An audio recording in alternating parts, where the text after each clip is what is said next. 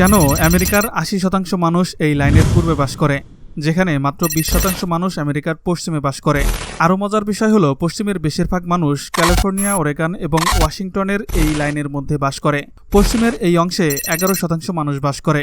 মাত্র ৯% আমেরিকান আমেরিকার মূল ভূখণ্ডের অর্ধেকে বাস করে, যা নিউ ইয়র্ক সিটির জনসংখ্যার সমান। কেন এমন হলো?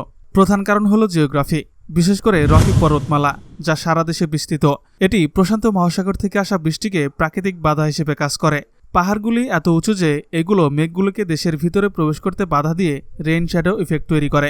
একই সময়ে মেঘগুলো পূর্ব থেকে সহজেই দেশের গভীরে প্রবেশ করতে পারে, কিন্তু মেক্সিকো উপসাগরের বাতাসের কারণে এগুলো এই লাইনকে অতিক্রম করতে পারে না এবং মেঘগুলোর দিক পরিবর্তন হয়ে যায়।